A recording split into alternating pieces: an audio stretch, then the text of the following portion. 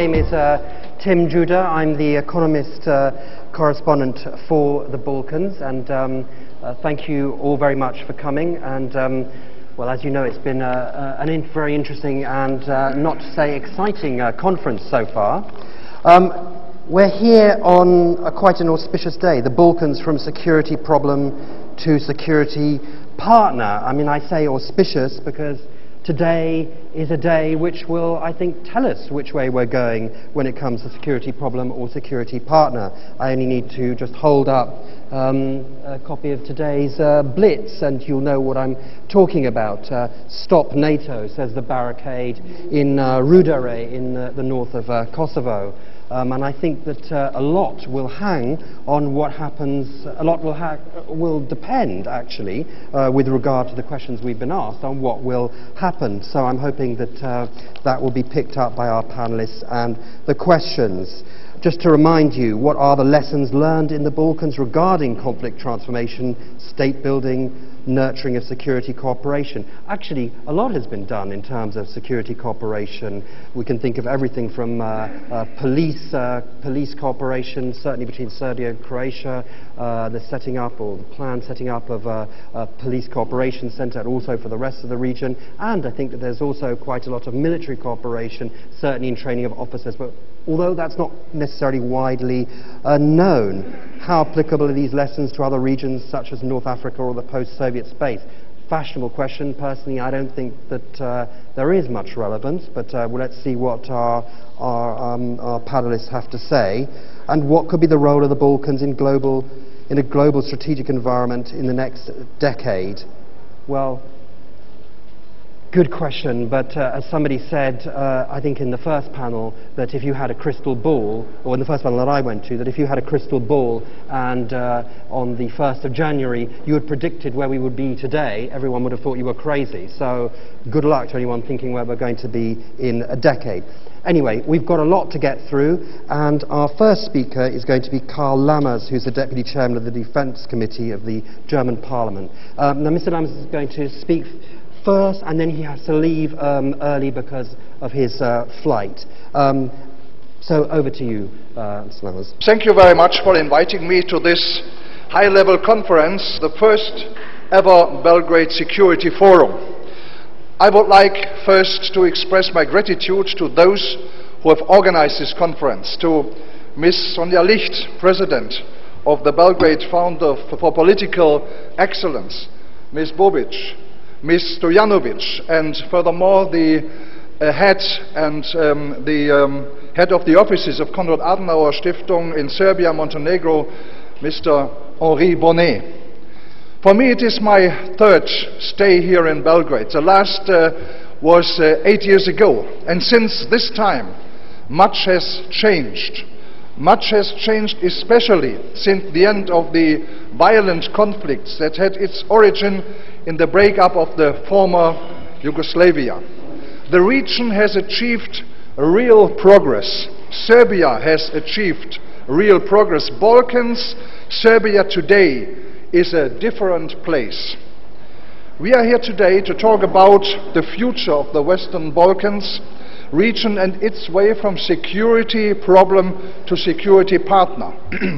These days, when people talk about Europe, and so please apologize as I have to go back to Germany, as we have discussions about European problems in these days too. You know, we speak about especially the problems relating to the Eurozone.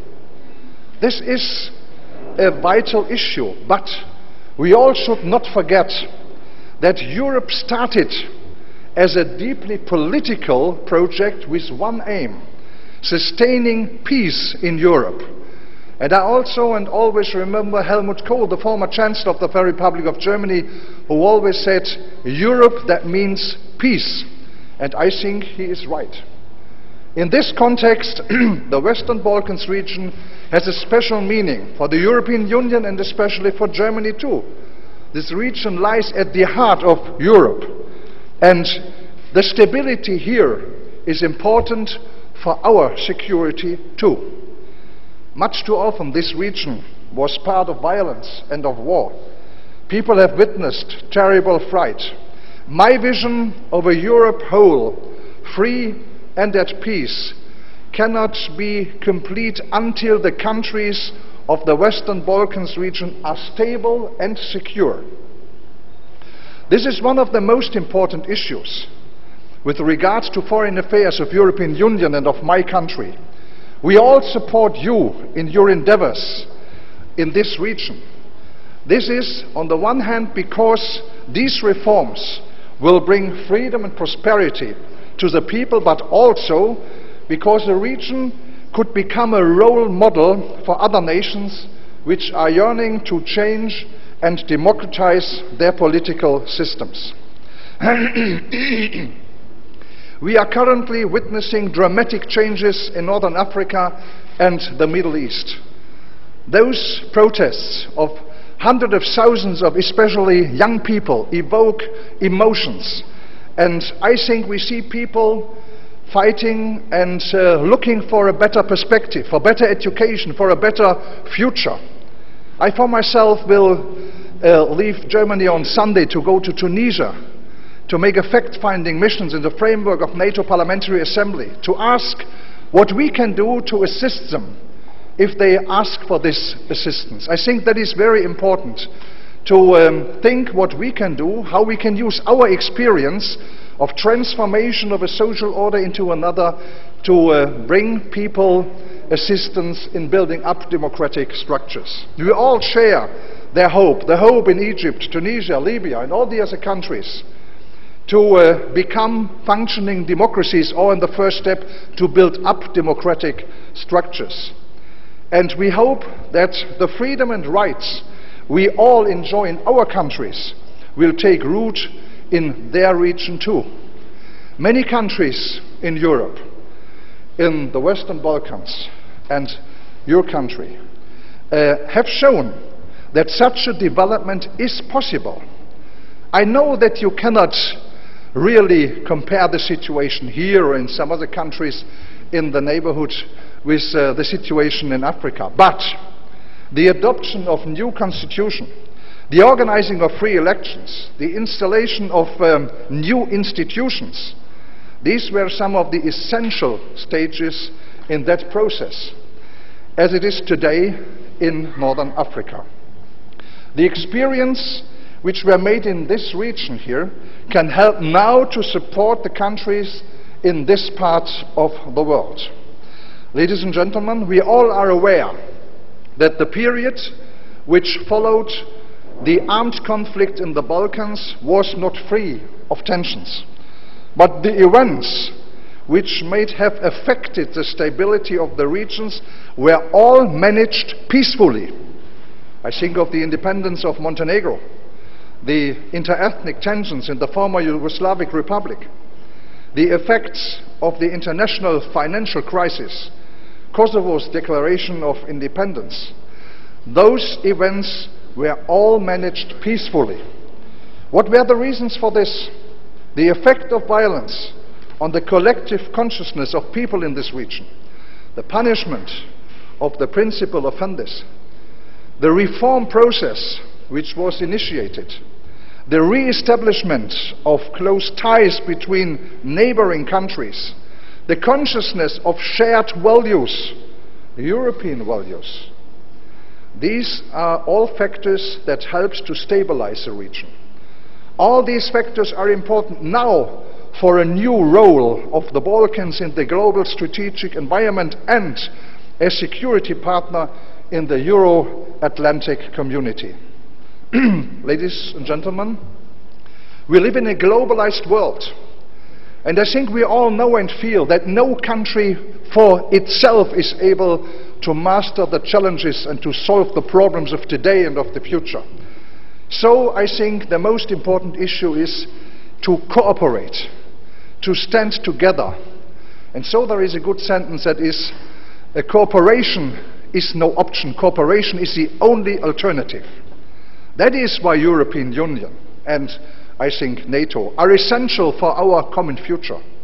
And this is to make it clear why we see the future of the Balkans region within the EU and for many countries in NATO too. This forum, the Belgrade Security Forum, is very important. And I think it is at the right time to discuss all these questions very open-minded. We are at a point in time when the EU member states decide to close accession negotiations with Croatia. That is great. The accession is foreseen for the 1st July 2013. Albania and Montenegro have confirmed as candidate countries. And Serbia will hopefully get the candidate status in a few weeks at the end of the year, and maybe opening the negotiations. But we are also at a point of time where a number of important challenges remain. The necessity to overcome political stalemate in Bosnia and Herzegovina. The name issue in the former Yugoslavic Republic of Macedonia, as well as to enhance the good dialogue which has started between Belgrade and Pristina. Moreover, the rule of law, freedom of expression, the rights, the fight against corruption, and most of all, good neighborly relations are still major challenges throughout this region. Especially Serbia stands before an important threshold.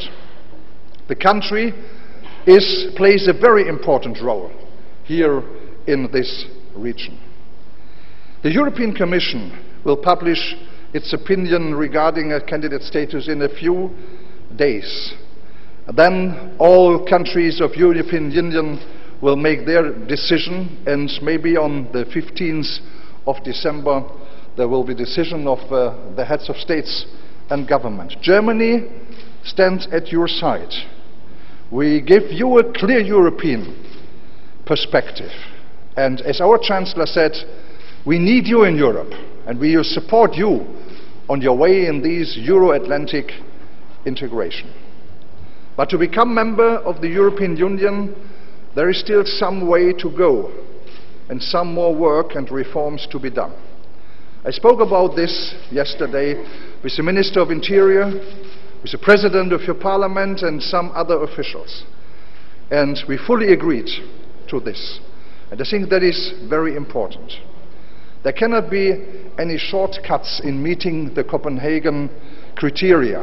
You see what happens if they will not be fulfilled.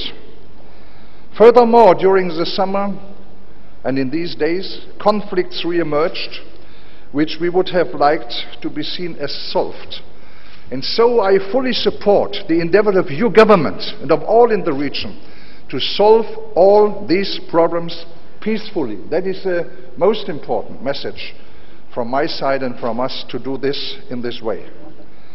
The Chancellor, Angela Merkel, said on 23rd of August, progress in the question of Kosovo is necessary. The way to Europe passes through European ways of solving disputes. Through dialogue and with eyes set on common future within the EU, I think we are on a good way. And Serbia has to, and I am convinced, will assume its responsibility for regional stability. Ladies and gentlemen, as Deputy Chairman of the Defense Committee, as you mentioned, and President of NATO Parliamentary Assembly, let me speak a few words about NATO. EU integration is very important. I think NATO is very important too. NATO enlargement has contributed substantially to the security of the Allies. The prospect of future enlargement and the spirit of cooperative security have advanced stability in Europe more broadly. The door for enlargement remains open. That is a very important message. Remains open to all European democracies which share the values of our alliance, which are willing and able to assume the responsibilities and obligations of membership, and whose inclusion can contribute to common security and stability. 3 countries of the Balkan region have already walked through this open door. I think of Slovenia, of Croatia, and of Albania. Macedonia stands at the threshold. With Montenegro, as well as Bosnia and Herzegovina, 2 countries of the Western Balkans have been invited to participate in the Membership Action Plan. And we fully understand that not every country in the region has aspirations for NATO membership. But I had meetings here with Deputy Minister of Defense and some others. And I understand that you are willing, that you are ready to cooperate with NATO in the framework of Partnership for Peace and of the individual Partnership Action Plan. We cooperate together, and I think this will draw many benefits from cooperation for your country too. So I think regarding to EU and NATO, we are on a good way. Concluding, my vision for the Western Balkans region is clear. Euro-Atlantic integration is the best guarantee for peace, for progress and prosperity. But further change is necessary, first and foremost within the region. Only when good neighborly relations exist, the integration of all countries of the Western Balkans will be successful. Jean Monnet, one of the European Union founding fathers, used to say that everyone is ambitious. The question is if he is ambitious to do something. And I think we will do. So the Western Balkans may have had a difficult history, but I sincerely believe that they will be able to close this page and to become, in a very near future, an important security partner. Germany will stand at Serbia's side to assist the people in achieving these goals. Thank you very much.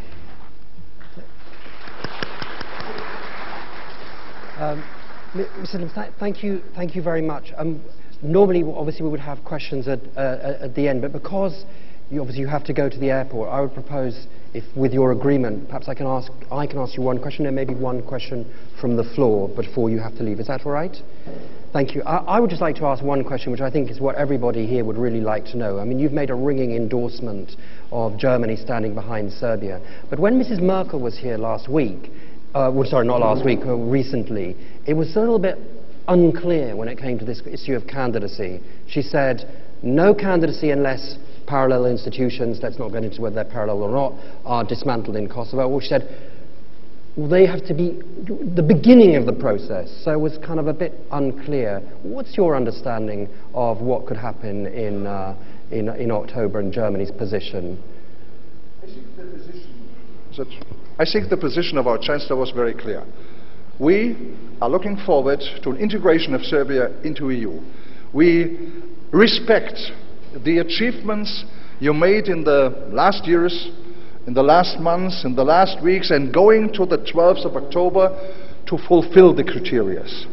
And then she spoke about Kosovo, about peaceful solution, about dealing with this question in a pragmatic way. Right. And I think I got the impression here during my very deep discussions, especially with the Minister of Interior, the Deputy Prime Minister, that your country is aware of this necessity to deal with this question peacefully and to develop this step by step. So I think from the German aspect we are on the way and on the path to the integration into the EU. So step by step would secure a German yes for candidacy if it was recommended by the Commission? I think my statement was very clear. If all these things are fulfilled, and I say no shortcomings, but I think you are on a very good way to fulfill this, and especially in these days and in these hours. I felt there was a very critical situation. You are ready and willing to see what is necessary to fulfill the preconditions to get to get the candidate status and the opening of negotiations. Okay, well I think we can have one question and then you have to go to the airport. Oliver Ivanovic. Thank you very much. Just explain who you are as well. Oliver Ivanovic, a State Secretary in the Ministry for Kosovo and Metohija, and you can imagine the question is related to Kosovo. You just mentioned a couple of times in the very short and brief introductory word, mentioned a peaceful resolution of the situation in Kosovo.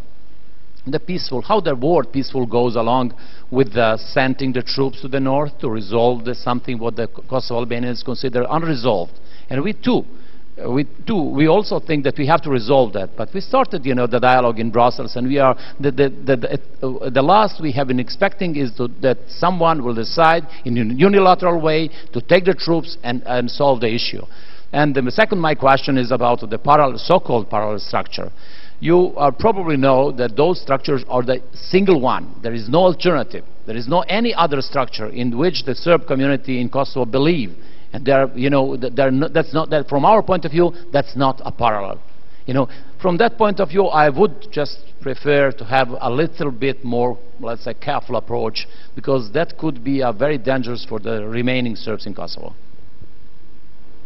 Thank you very much. I think it is very difficult to go into details here, as this is an issue for the negotiations.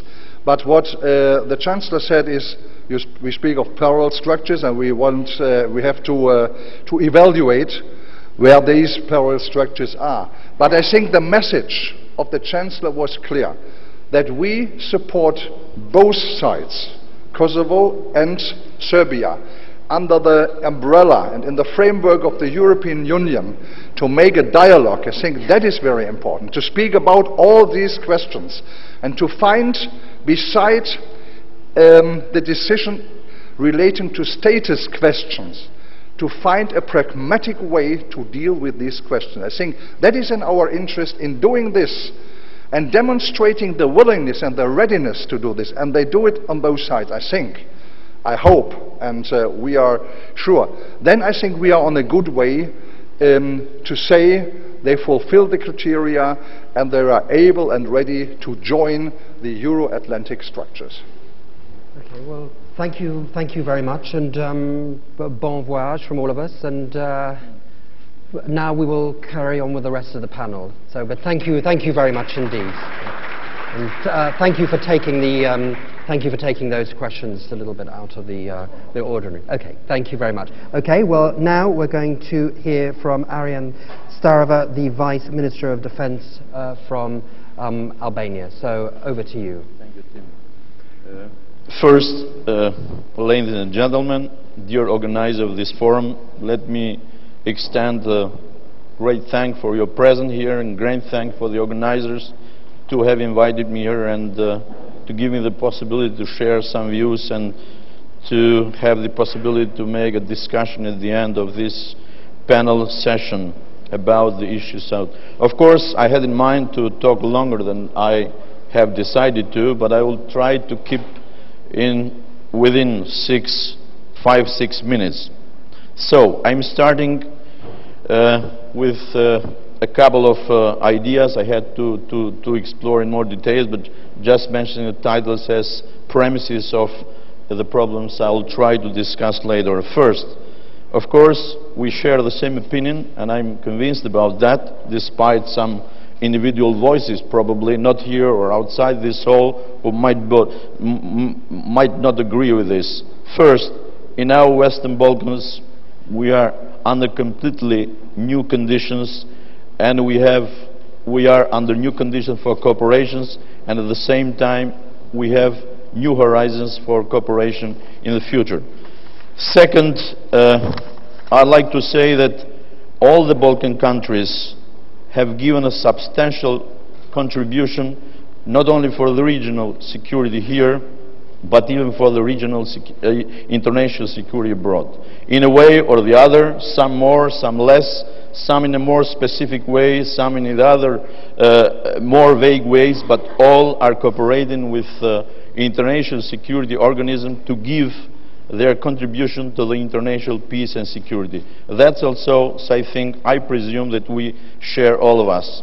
I'm not going to mention which are the arguments behind the first, let's say, idea of a new condition for cooperation and of the substantial contribution the Balkans is going to give about the international security and regional security. So I'm going right in the problems, I think, which remain till today and probably for some time in the future, which are problems linked with the security. I refrain myself or keeping myself far from using the words conflicts, but let's say security problem, because I believe that, as I said in the beginning, it's quite a new situation. First, we have three problems, according to my opinion, are still closely linked with the ethnic ideologies. And it is, I'm trying to be direct and open, recognition of Kosovo by Serbia, institutional functionality of Bosnia and Herzegovina, third as 2 or 3 communities, and the dispute between Greece and Macedonia over the name of Macedonia. The recognition of Kosovo by Serbia, which is the heart, or let's say the focal point of any discussion, even of what is the concern of many, will be happening in North Mitrovica, and I believe nothing will happen serious because all the parties and the international community are attached to the dialogue and peaceful means, and this is repeated many, many times, even by Serbia itself. The recognition of Kosovo by Serbia is not a condition of the EU, but the sooner the better, I think, because the EU can't import security problems. It is important in view of the common regional future that Serbia is not the last country to recognize Kosovo as a new reality in the Balkans. This is more imperative for the European countries as well, which have not done so far. Our Balkan region should try its best to resolve the present paradox when, on one side, the region is exporting security in distant regions, and on the other side remains still stuck to some complicated security problems I just mentioned. Another problem which is linked and probably derivative of this is that, and probably it might be resolved parallelly by this, inclusion of Kosovo as a new reality in the regional cooperation processes and initiative. If the current dialogue, Serbia-Kosovo, is going as a question of principle, it would be inconsistent to continue that all-inclusive dialogue in all. It would be consistent to continue that all-inclusive dialogue in all the other cooperation forums in the region. It would be an extension of this dialogue, which is so much praised in all the directions and from all the sides and from the international community. To our like or our dislike, another problem, in our region there are still remaining nationalist mentalities, and they are unfortunately more elite connected. The peoples have already shown that they are, all the peoples in the region, they are capable of constructing good, even excellent relations in our region. It is the duty of our political elites to not to remain stuck to old paradigms of political action. Sometimes we hear, not only in Serbia, not only in Albania, not only, let's say, in this or that country, but anywhere, that politicians use this or that declaration and say, because of the electorate. That's wrong, I think. It's time to start to change this. Politicians cannot be guided by public nationalist opinions, but they must guide and teach them the new mentalities and ideas of a global world. That's very important, to my opinion, in order to try to cope with this big challenge. Another problem for the region is the fight against crime and corruption. Of course, it's a big issue. It's not only for our region. It's not that our region has not done very much in this direction, and that's one of the examples of excellent cooperation, but this is always a challenge for a future, and maybe for a very far or distant future, because, as it is known, law is always in fight with, let's say, outlaws and illegal activities.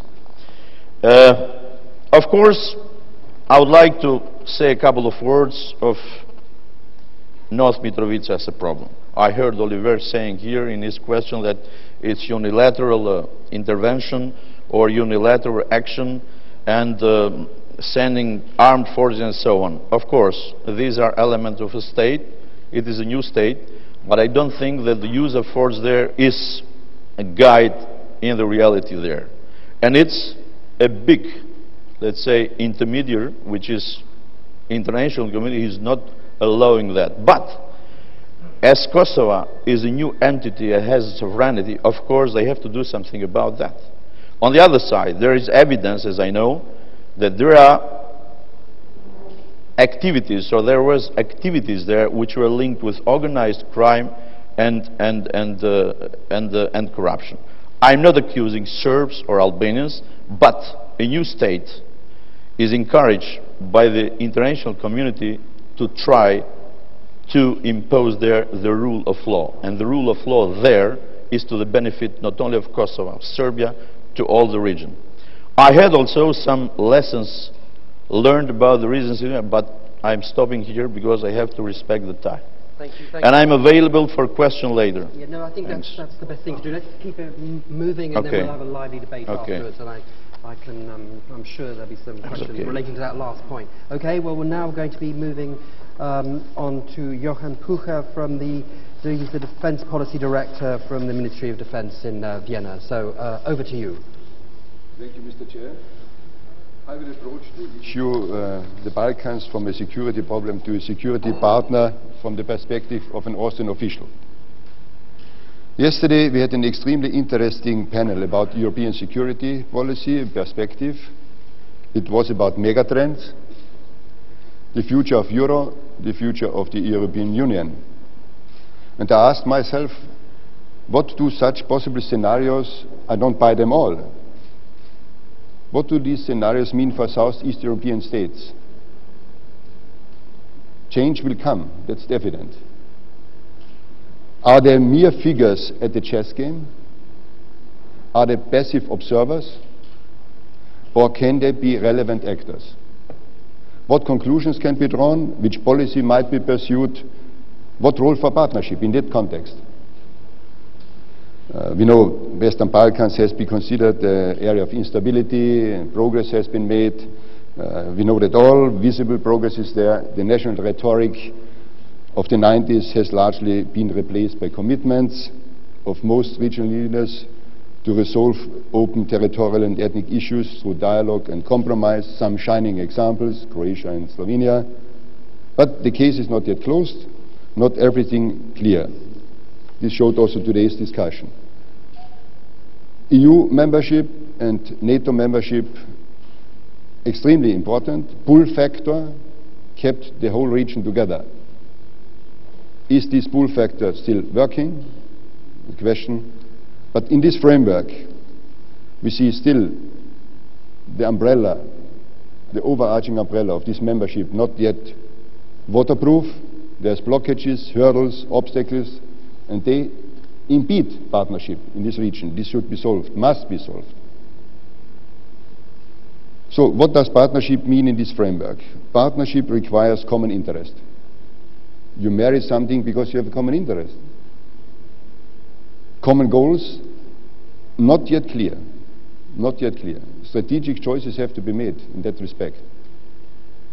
And this is about building up trust and confidence. And we had yesterday a panel with the Visegrad group, and these gentlemen elaborating on this partnership model said, in a priority is trust and confidence.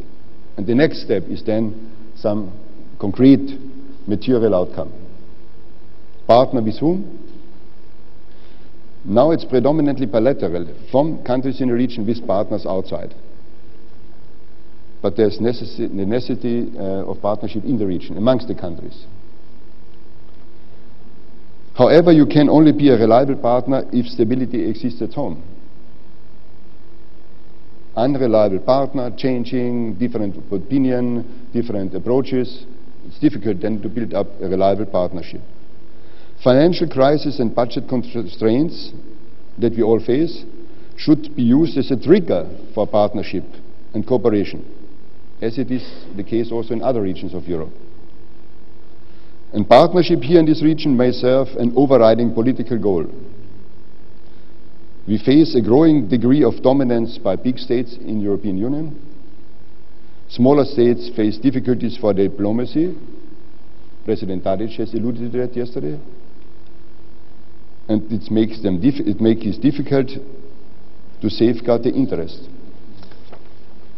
So therefore, in essence, I argue for security partnership as the only reasonable basis for development, and this has nothing to do with sentimental feelings, it is interest. My points in that respect are: overcome tendencies of frustration or self-isolation, even when encountering setbacks, and there will be setbacks. It takes time. Refrain from nationalistic, ethnocentric attitudes. With this, you cannot build up partnerships. And do not fall into the trap of dominance or leadership seduction in partnership. It's equal, same phase, same level, and not dominance. If France and Germany could manage it, I think also Croatia and Serbia can manage it. In what areas of security partnership do I see potentials that might be developed to be respected, to be relevant, and to strengthen your position individually or collectively? Coming from Austria, and we have strong geopolitical, historical, cultural, economical links, huge diaspora. Some say if the wind blows in this particular region, the leaves are shaking in Vienna. Consequences of war and instability are immediately felt. So what do the Austrian population expect from this region? No military conflict anymore. That's absolute priority. No ethnic, religious strife. We overcame it in some parts of Europe hundreds of years ago. No uncontrolled migration. Cutting the networks of organized crime. Curtailing human trafficking. We need functioning jurisdiction, property rights and guarantees for investment return. So this would be the framework in which partnership might prosper from the Austrian point of view. We should not start from the perception that security partnership would not yet exist. There's a lot ongoing. But we have to continue and deepen it. And let me get a little bit more in substance. The military. After the war, it was logically to get the military under control, democratic control, success. Generally, the military is a respected institutions in all these countries. And there's potential for further partnership and development. The logical step was then that these countries started to contribute forces for international operations, to contribute to peace and stability, and this is most visible. It's an excellent record. All countries are in ISAF. Perhaps it's a price to pay. But there's more room. Training, sharing facilities, pooling, exercises, long-term calendar planning in that respect, procurement. Go beyond the Croatian Macedonian unit for Afghanistan military police. Pool resources like medical units, disaster relief, airspace control. Do not make the mistakes like other countries, Central Europe did. Do it together. Maritime control. Why not the battle group from the southeastern European countries at the end of this decade? European Defence Agency. Who is hindering you to collectively knock at the door? This would enable you to build up capacities. I need 1 minute for the internal security. Just 1 minute. Because this is normal, what we spoke now about the military. This is somehow the trend. But as I alluded to that, what the Austrian people are expecting was very much connected with internal security, to be a partner in that field. There's big need, big potential. It is about organized crime, corruption with eroding effects on trust and state institutions, trafficking, and preventive measures against terror. It was mentioned already, the cooperation of the Ministry of Interior between Croatia, Bosnia-Herzegovina and Serbia in that respect. Austria did a lot during her EU presidency, police cooperation, Convention for Southeast Europe, Friends of the Salzburg Forum, and so on. But I ask myself, are the structures in this field as well developed as in the military field? And I think there's room for improvement, there's room for further streamlining, further cooperation, because this will show also your partnership in this field. I would put emphasis on that. Thank you. Thank you very much. Because I think that this audience is the type of audience which will be interested in this. I'm seeing from tweets and elsewhere that Kosovo customs and police officers are at those gates in the north. I can't confirm it, but I'm just telling you what is coming through on various Twitter feeds. Okay, so over to you, Jim Soroka, professor at Auburn University. Thank you very much. I have the advantage as an academic in that I can look at the big picture, I can also change my mind, and I can also speak bluntly rather than having to be careful about what nuances I give. So I think I have a great position to be in, and I very much appreciate the invitation to be here. What I want to talk about is one of the questions that was introduced to the panel, and that is the lessons learned. But I want to expand it and to take a look at the lessons that we thought we learned, the lessons that we shouldn't have learned, the lessons that we forgot to learn, and then to really remind you that everyone who participated, from the countries involved, from the neighbors, from the United States, NATO, the European countries, and the European Union, we all learned different lessons, and we're all applying different lessons. So it's a very, very complicated kind of thing. I think at the beginning we really had some horrendous examples from the 1990s. Some of them were tactical, some strategic, some policy. The multinational communities of the US, NATO, and the European Union really took a long time to cooperate with one another. There wasn't a policy consensus. And I would argue there still isn't a policy consensus. There were no consistent rules of engagement. There was no clear or consistent expectations. There were no clear or final objectives, no clear missions, and no clear end state as well. And then finally, there was no single chain of command. Everything was quite confused. But I think the most important lesson that I think the multinational community, including the United States, did learn is that security is meaningless if individuals are not secure in their homes. I think that's the fundamental kind of question, the fundamental lesson that we learned. Now, I'm an optimist, and I think that the response of the international community, particularly the European Union, NATO, and the United States, has been quite positive. The policy that has been put together for the region has been concrete. It has been a policy that impacts individuals, particularly young individuals, to participate, and it offered a vision of progress and inclusion in Europe. In addition, the policy that was articulated early about 2000 and 2001 has been sustainable. It has been long-term. It's being followed today. It has been cooperative, and it's been comprehensive. The United States, EU, NATO, and the OSCE are on the same page and have been for at least a decade. Most significantly, the policy that the international community has advanced has encouraged regional leaders to move towards integration, both in the security realm and in the economic realm with the European Union, and that if they make those hard choices, they will be rewarded. And I think the best example of that is the European Union visa accords with the nations in the region.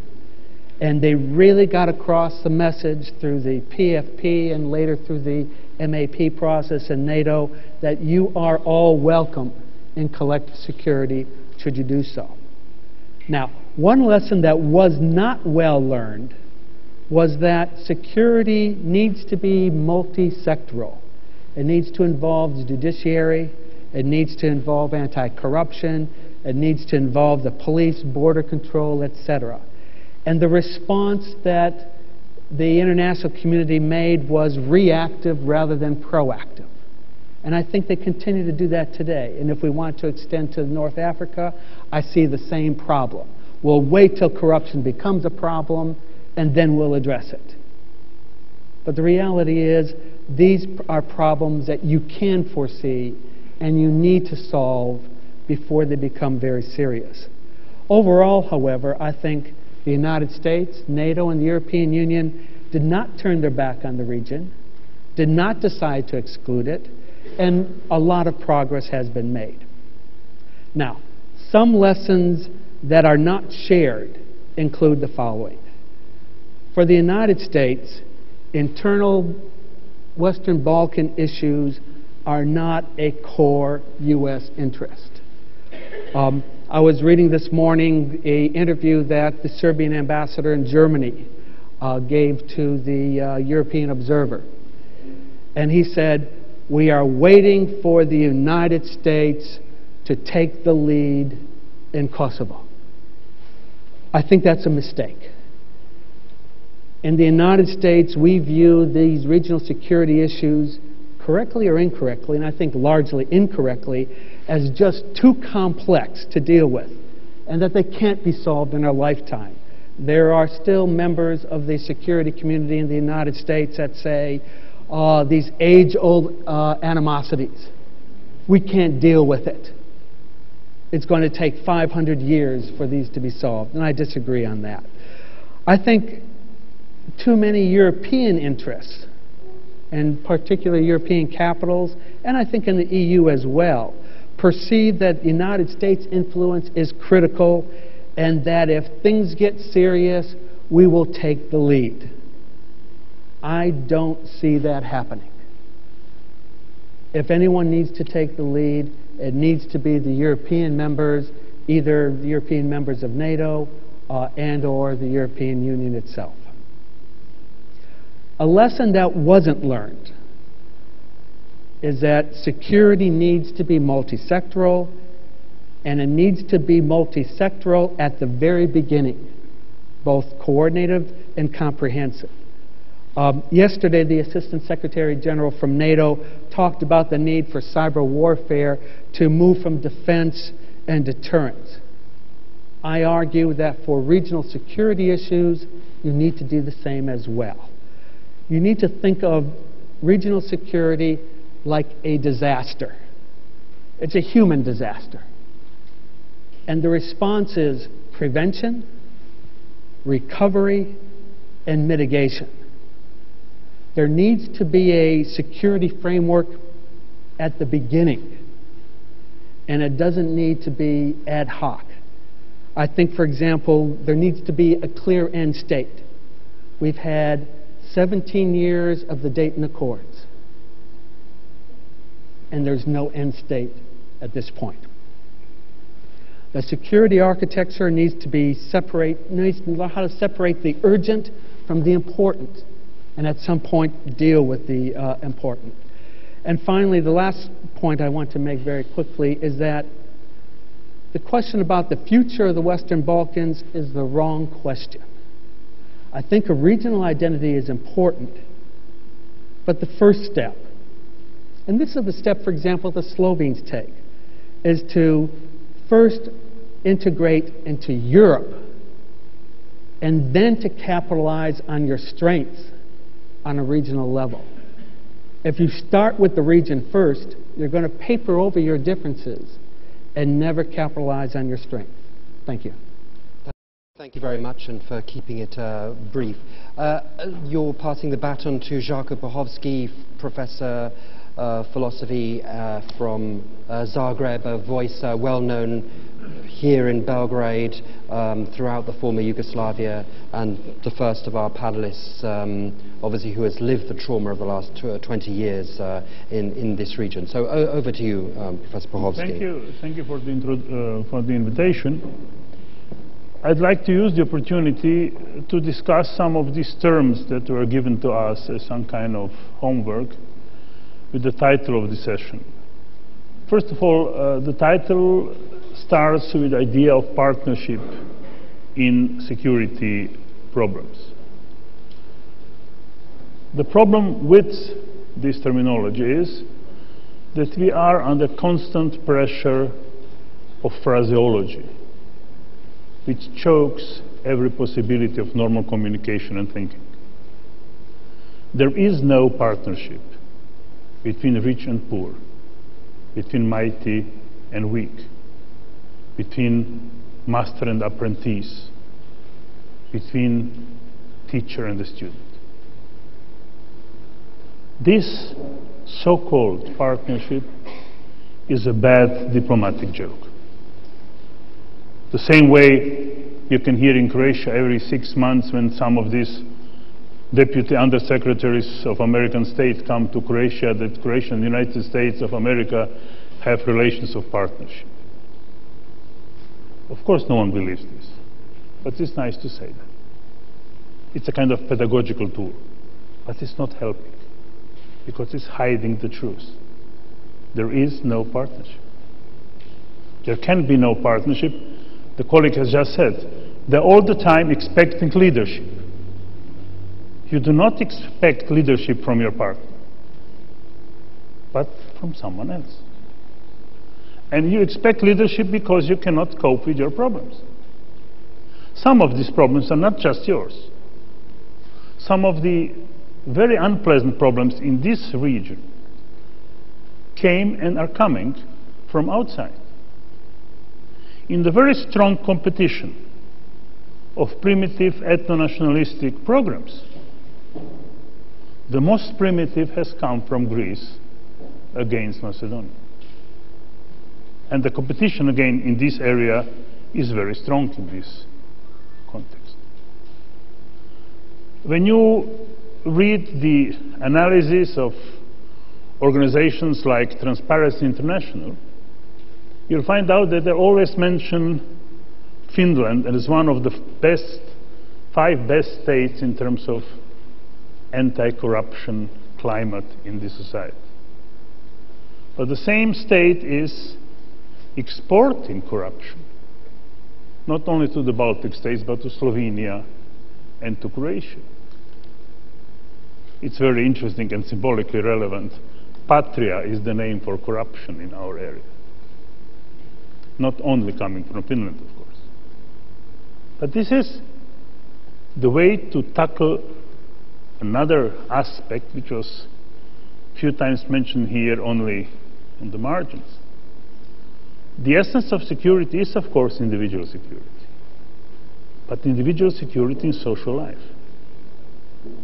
After the war, we have in this area people in northern Kosovo, who have problems in surviving, and other people who this surviving in other parts of the region understand in purely economic terms, not in military terms.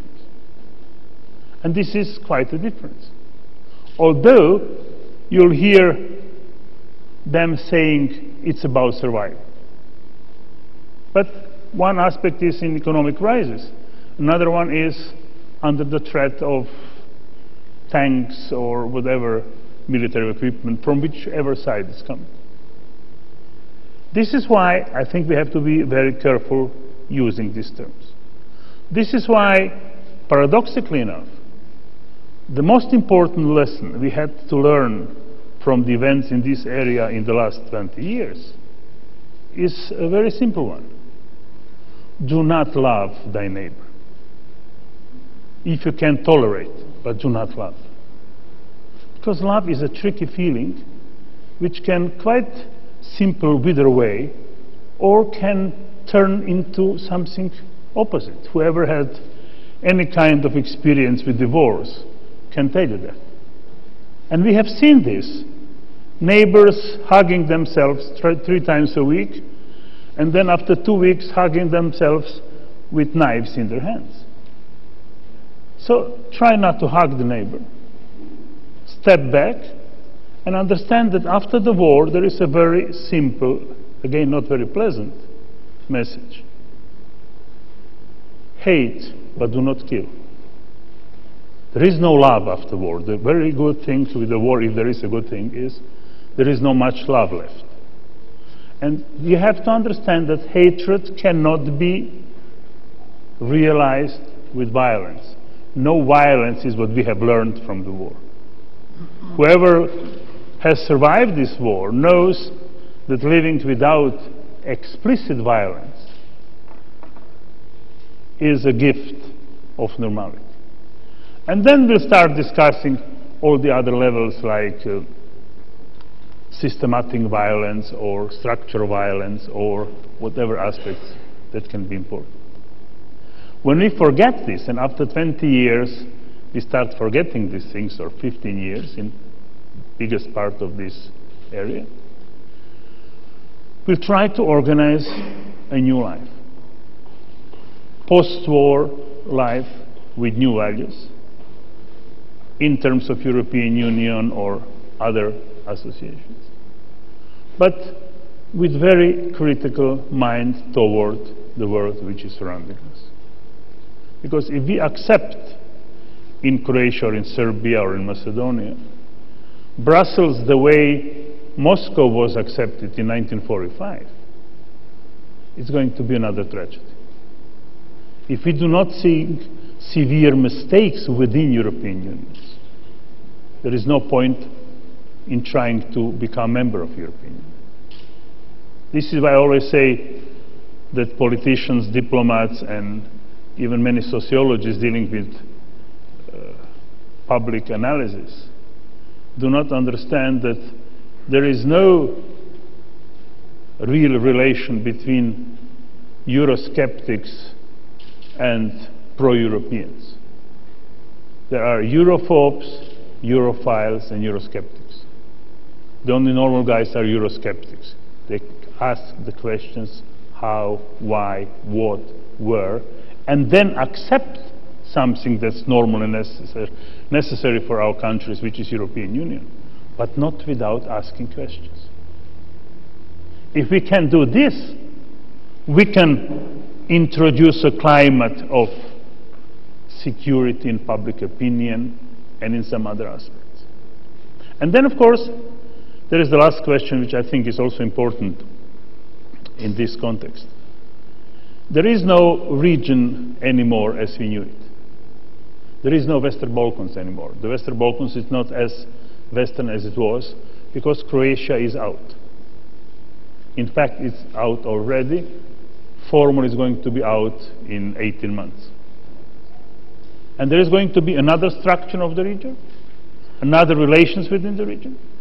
And if you live in Croatia or try to follow what the media show and politics shows, this, what we call region, is absolutely of no interest for Croatia anymore.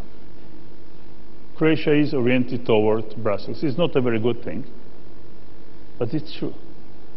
So you have to organize things within new region, in new relations, starting with, I still think, the best problem, which I think the colleague is going to tackle now, which is the structure of Bosnia and Herzegovina, with relations of Serbia and Kosovo. Again, a question very obvious to our colleague from Germany, who spoke here, as a paradox. On behalf of Germany, they have perfect right to say whatever they want on Serbia and Kosovo relations. However, they do not have that right on behalf of European Union, because European Union does not have policy in this matter, because there are members of European Union that still do not accept Kosovo as an independent state. So it is again a question which cannot be solved by saying European Union has said, or Roma locuta causa finita. In this respect, I suggest a bit more critical thinking, not only in relation to local politicians, but to the politicians all over the world. Thank you very much indeed. The baton now passes to Selmot Sikutic, Minister of Defence of Bosnia and Herzegovina. And correct me if I'm wrong, but I see from your biography that you are going to talk about security. But it's interesting to hear about security from somebody who actually has fought as a soldier, and I see from your biography that you fought as a soldier in 1993. Thank you. Well, I think that's just an interesting to hear from someone who knows what it's like on the ground. Anyway, over to you, Mr. Sikutic. Well, thank you very much, Mr. Chair. I might say that everything related to today's topic has already been said, but not by everyone. So I do have a few remarks and arguments to share with you and other colleagues from the panel.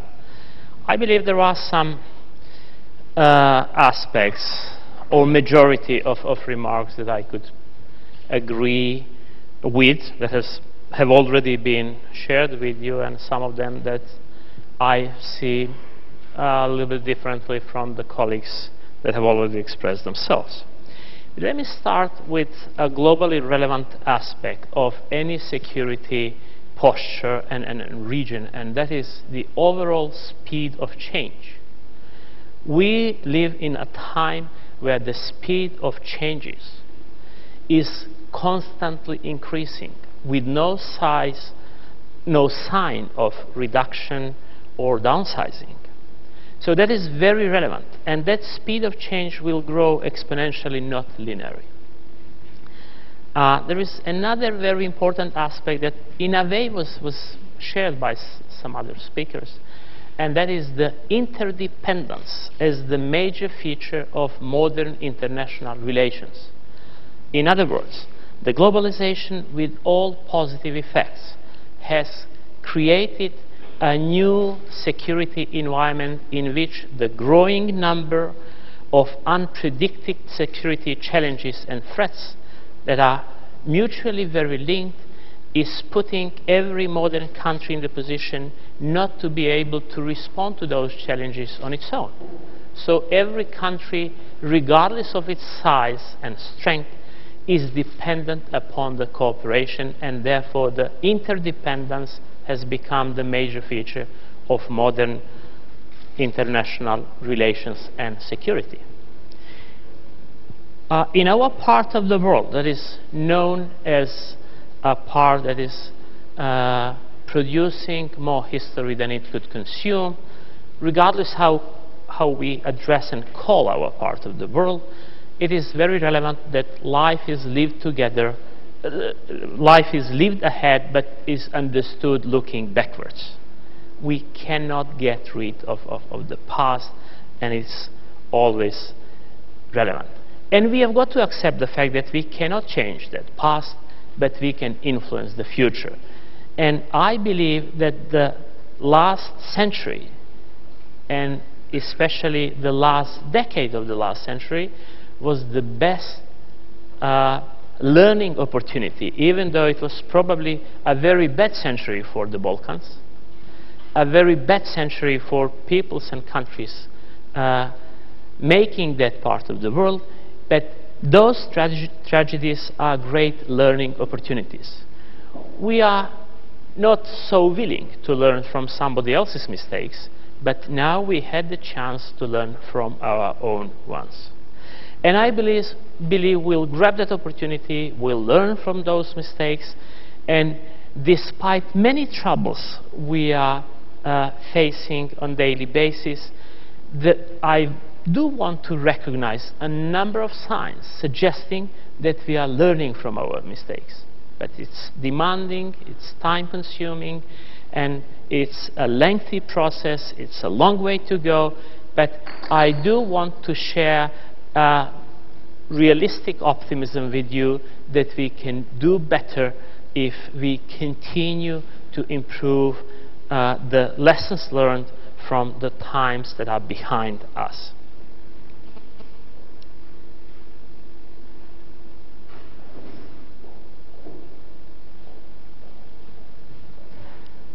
I believe the main lesson that we might learn from the security perspective is that the use of power and the war as an instrument was not benefiting anyone. Nobody won. It's the matter to what extent we lost. Here or there, some leaders could argue that they were winning at certain points. But on the long run, I guess the main lesson learned is that the war is not an option. The 20th century characterized the part of the world that we live in as an area of very intensive conflicts. But the last war that we waged in the 90s was the war without military presence of greater powers. So that is isolating our own experience to the extent that we have got to analyze ourselves, our attitude towards each of the state or ethnic group, and the attitude towards the other constituting the Western Balkans, the former Yugoslav state, or any future cooperation pattern or mechanism that we will have. But we have got to recognize that our part of the world has got a specific geopolitical, geoeconomical, and geocultural position. It is not only linking the Asia with Europe, the African Mediterranean with Central Europe, the Adriatic region with Black Sea region. It is linking the civilizations and cultures. It is linking in a way the past and the future. And we can benefit from that reality if we respect each other, cooperate with each other, and if we, in a way, a number of those globalized trends stick together. This is our chance. From Bosnian perspective, we see NATO and European Union being two separate but not separable structures. In the country with number of political disputes and differences, we have got a common ground on the issue of our European identity and Euro-Atlantic future. And that's a role model, the defense reform, the integration of three militaries that used to fight each other recently into one single force, into one Ministry of Defense that is effectively and capably responding to a number of different missions and tasks, both at home and abroad. We believe that we have defined a model how the ethnic interests, which at least as an excuse, were always used as argument for clashes, for wars, are best protected and promoted by an effective and strong state-level institutions capable of bringing country into the family of progressive nations, making everyone better off, every citizen and every ethnic group of Bosnia and Herzegovina. This is what we believe is very important. But this progress within Bosnia and Herzegovina was part of the region as a whole. I do believe that the nature of relationships in the region has significantly changed recently. Just remember the accession of Albania and Croatia into NATO was mostly positively commented and accepted within the countries of the region. Had that happened some decade ago, it would have created a lot of different comments and reactions than it really did 2 years ago. If we accept this pattern of cooperation, we'll be much more capable of combating cybersecurity challenges, ecological, and all other natural and man-made disasters that do not respect and recognize state borders. And the practice is making us to do so. And we are pretty much effective. I could assure you that there is a huge number of examples where we are increasingly cooperating on the regional issue. And the idea of creating a common peacekeeping unit that is composed of defense structures from the region is already ongoing. At the beginning of this year, we set in motion an idea of creating an ISAF unit which will incorporate members of armed forces of Croatia, Bosnia and Herzegovina, Macedonia, Montenegro, and Albania. and it's already taking place. So it's encouraging, but potential chances for cooperation on the basis of mutual interest is very relevant.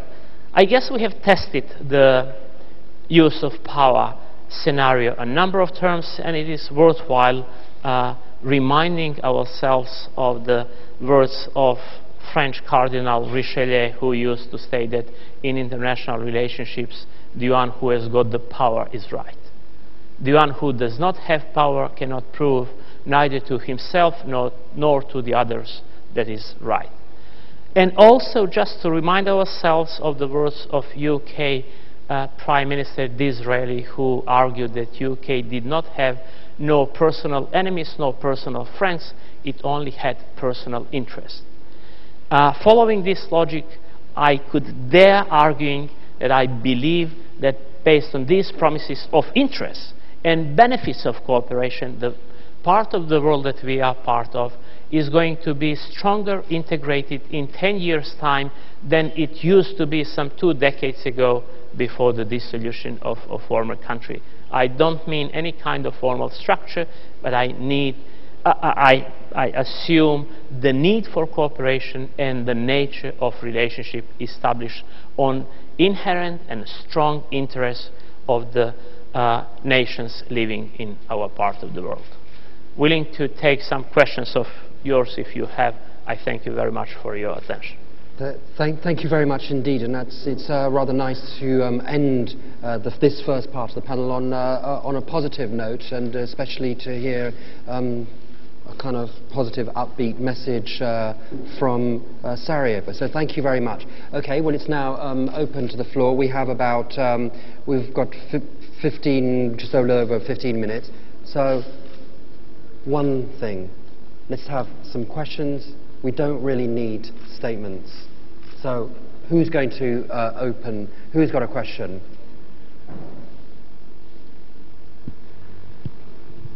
Come on. We haven't got time to lose here. There must be somebody who's going to open the first question. Right, and please stand up and tell us who you are. Okay. Thank you very much. Thank you very much. Thank you for very interesting, thought-provoking insights, all members of the panel. I am Rado Krčmaro, and I'm from Heidelberg University, Germany. I also work in Mannheim and cooperate with public and administration of Mannheim, city of Mannheim, Rhein-Neckar region. And I have a question to Mr. Pucha. He was mentioning cutting network of organized crime and cooperating in order to fight the organized crime. So speaking to German officials, because we've had in our pre-event session an excellent paper on organized crime in Bulgaria spreading its tentacles to European Union. So organized crime, Bulgarian organized crime is already in Mannheim, is already in Germany. But German officials would not cooperate with Bulgarian counterparts because there is a suspicion of policemen being also part of the organized crime structures that would hinder the credibility and legitimacy to cooperate with Bulgarian counterparts. It's a pity, of course, because Germans are limited in their possibility to fight these structures. So how then Austrians are handling this issue? And there was a discussion all the time during the 2 days about fighting organized crime and cooperating in fighting. How cooperate the Balkan states in order to fight these structures? Is it only at the level of political goodwill, or are there some precise policy measures that are being taken and already cooperation going on? Thank you very much. Okay, thanks. I suggest actually, since that's a specific question for you, let's have 3 questions and then we'll deal with it. So next question.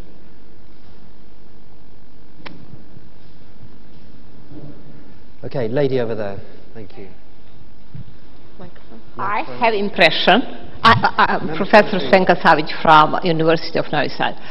I have impression that we are working in 2 worlds, namely No one from our panelists mentioned word gender at all. So I will repeat to all of you, what do we have in common, meaning women and men, and what part of what in future Balkans or whatever topic of this session. It seems to me that we really are apart. So I would like to hear answer, no, we are not, but it seems to be yes. Okay, and third question? Who's got a third question? Mr. Ivanovic, over to you. I will wait for someone else. Okay.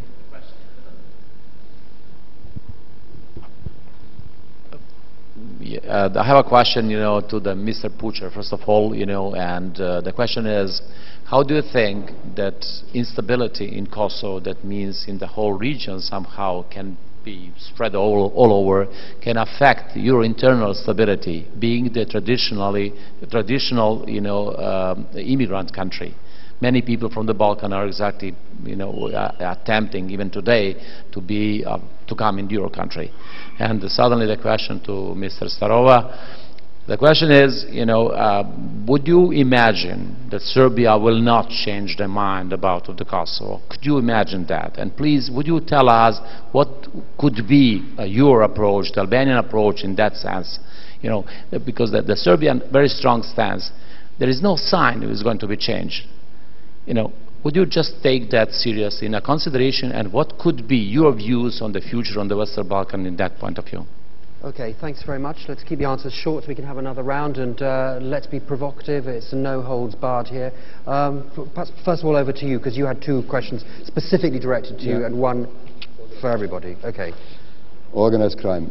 Organized crime is somehow impeding the reputation of the countries in Austria perspective, in the population. They say there is organized crime. This is not good for the reputation of the countries. This is somehow the sentimental feelings from there. So therefore, we have to cope, because it's also in our interest, and we do not only on the high level talks, but concrete measures flew from this Police Cooperation Convention in Southeast Europe, 2006. There's concrete measures. We embed police officers in other countries, police advisors. We do training together. So from the Austrian side, we tackle that proactively. Our Minister of Interior is in closest possible contact with the countries here. But it's not enough. We have the Seki Center in Bucharest. We have Interpol. The connection between them and Interpol, what, to my understanding, I'm not an expert, could be improved. Data exchange. In this convention it is regulated, but it's again a question of trust. You have to trust the other side if you convey the data. And this takes time and work and continuous energy. Woman is not the question. I can mention just one sentence. Action plan is in most countries in development. There was a panel before. We also in Austria. And I would really have appreciated to sit here next to some ladies to speak about security. So from our Austrian point of view, empowerment of women, resolution 1325, action plans, we are on the track. And we help also others to develop this. Instability in Kosovo, no war, no fighting. Only can be solved through political means, no unilateral moves, try to buy time to negotiate. That's the only thing that we can do. Concerted effort of the international community. But obviously we are not totally effective. And what is so deplorable here, you said people are leaving this region, the countries, this enormous brain drain. The most energetic people are leaving. We profit from that.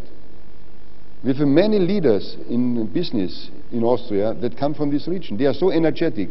Why is it not possible to keep all this energy here for the benefit of the region? So this is, I think, essential issue. Stability at home, only that will ensure prosperity. Stability requires negotiations, talks, understanding. And I noted down what the professor said. Love marriages is perhaps not the best. The best marriages are based on common interest. That's a saying in Austria. That I can say. I'm not the expert, I cannot solve it, but the Austrian position is totally clear. Negotiate, negotiate, negotiate. Sit together, like we did with Slovenia in one delicate issue that took us 70 years. 70 years to solve this bilingual, topographic, how I say it, issue between southern Austrian parts and the Slovenian language, the people living there. All right, thank you very much. Over to you. Okay. Thanks, Nim. First, a couple of words for the question addressed to us by the lady there. In fact, substantially thinking and trying to touch the essence of the problem, there is, of course, no difference at all, because between women as capabilities and men's capabilities. It's a question of paradigms, it's a question of past experiences, it's a question of many prejudices that the women are not at the height of men today. And, for example,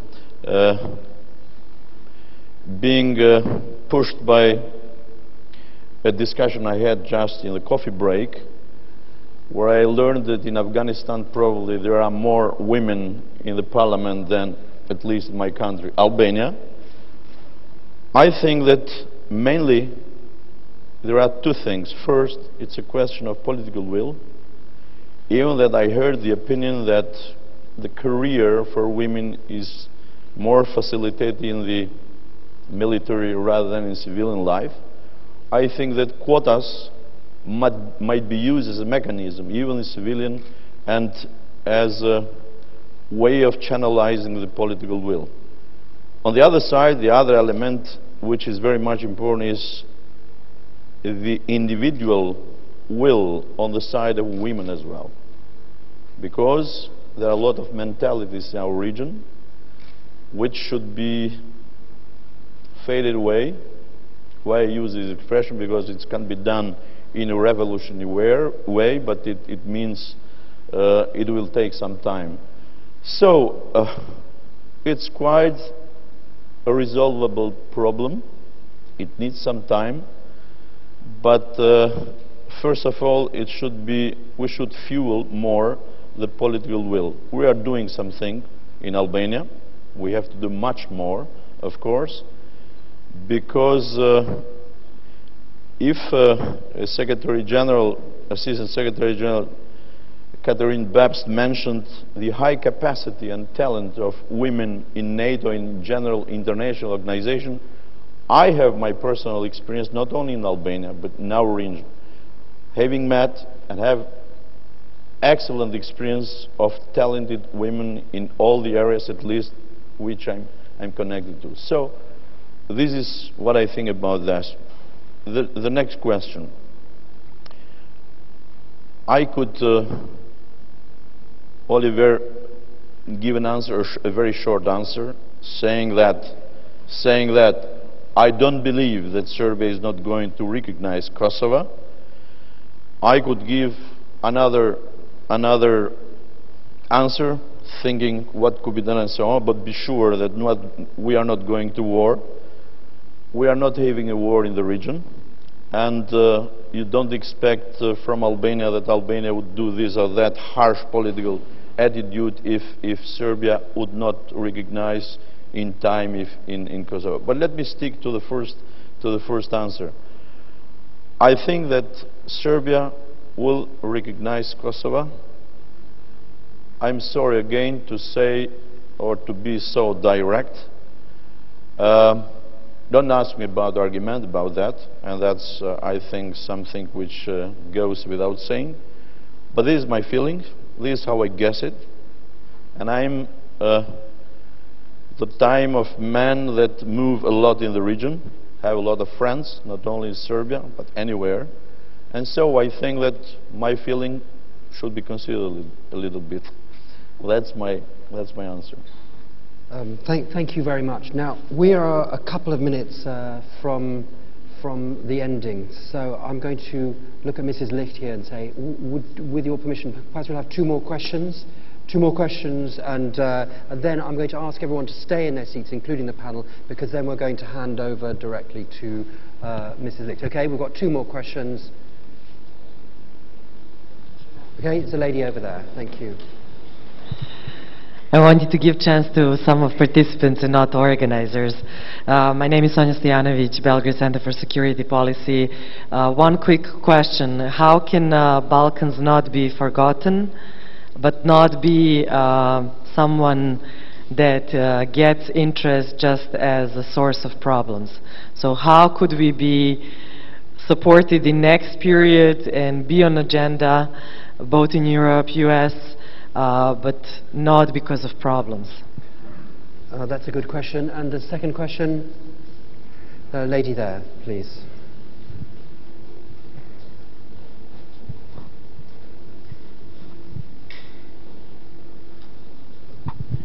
Svetlana Đurđević-Lukić, Institute of International Politics and Economics.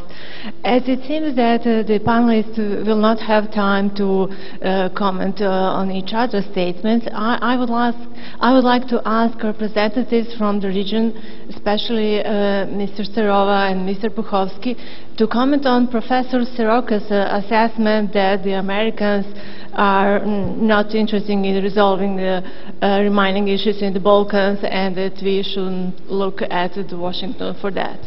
Okay, thank you very much for keeping that short. Well, why don't we start with you? Would you like to start, Mr. Puchovsky, or Mr. Sikic? Do you want to comment on how to keep the Balkans from being forgotten? No? Okay, well, who'd like to start then?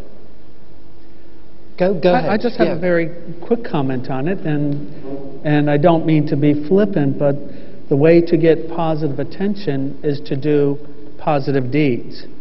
And for example, this conference is a good example of a positive step that over time and cumulatively will bring positive attention to the region and the nations in it. I also have a quick comment on the question about women and others' role in security. I think the important point is to have inclusivity, not to have segmentation. And that means men and women are included, the young and old are included, urban and rural are included, rich and poor are included. And just for a quick comment, one of the problems I think with the old Yugoslavia was that instead of being included, each of these groups were segmented. And I think that was that contributed to the other problems in the region. There was a specific question from Svetlana directed to you and to you, Mr. Puchovsky. Would you like to go ahead, Professor Puchovsky? Okay. Go ahead. Okay, two things. First, if you see what the surveys of public opinion have shown, you'll spot the real difference between this so-called Balkan area and the other parts of Europe. Security was never an important issue for the people living in this area. Heroic deeds, fighting for freedom, friendship, whatever, but security was never an important issue. As long as for the average people security is, in whatever term, security is not the crucial issue, this area is going to be the source of problems and not the element of partnership. You can have one or another type of politician, they can change things one or another way, up to a point, of course. But this is the element in which people will say, okay, for justice, freedom, my country, socialism, or my church, I'm going to kill, rather than enjoy security. And that's, I think, the problem. And this is what we have deep in the mind of people living here in the area. Another side of this is the question of making them to understand how important we are, or the question of attention. Unfortunately, we have seen that there are only two ways to be important from this part of the world in the other parts of the world: massive killing or sports results. There is no third way. It's either Milosevic or Djokovic for Serbia. There is no third way. Of course, I'm always on Djokovic's side, but that is the reality. And when we come to killing, you have to see a very interesting analysis published a few years ago in London, showing that you have to kill 25,000 of Bangladeshis to get the level of attention in the international media which you can have with killing one American. And by the way, 350 Croats. They measured seconds and centimeters in the press and in the media. And this is why we were really interesting in the world when the killing has started. And I hope this is not going to happen ever again, of course. And on the other hand, the guys like Djokovic cannot be found so easily. So I can conclude with a joke I've heard from Macedonia this morning. They ask a guy, where are you coming from? And he says, from Macedonia. And they say, where is Macedonia? And the answer is in semifinals, because they're now in semifinals of the championship in basketball. And this is much more precise definition than any kind of geographic term between Bulgaria, Albania, this, and so on and so on and so on. Not to mention Serbia, of course. There was a question for you there. Thank you. It is my opinion, but of course Professor Shiroki has its own opinion, but I guess that probably when the professor said that the Americans are not interested in the region, it should not be understood completely like that or strictly like that. But anyway, maybe I'm wrong because the professor is here, but this is my guess. Why? I have some reasons for that, at least some, there are many, but United States have that position, everybody know here, no need to comment, and it's very impossible that they are not interested in the Balkans. But of course the problems in the Balkans will be eventually resolved by the Balkan people and Balkan country itself.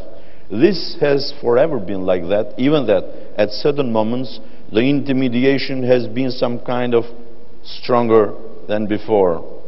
Dayton Agreement, Kosovo intervention, this and that, and many other. But I think that always in the long run it's the consensus in the region, politicians, people, countries anyway, that give the last green light for something to be done and for the change. In that sense, I think that they will be present for as long they will be in that position, not only in the Balkans, but anywhere. Of course, the focus might shift here and there, because that's policy. Out of a myriad of problems we have in this world, of course, we are obliged, because of lack or scarcity of means, whatever means, to prioritize. And in that sense, of course, from the Balkans to Maghreb countries, before that, Afghanistan, Europe, I don't know, whatever, in that sense, but the interest will be always there. For example, I have an example. They are very much involved in the problems the Balkan has. For example, let's refer to the dispute over the name of Macedonia, Greece, Macedonia. Americans are very much in intermediation and so on.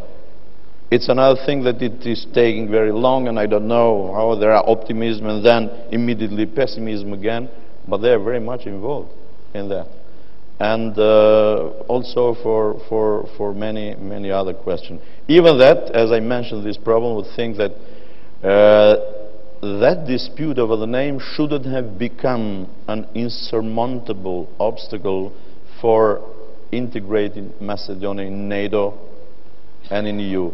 The mechanisms for doing this integration at a normal pace without waiting to be resolved the dispute should have been found. But I can't say more than that.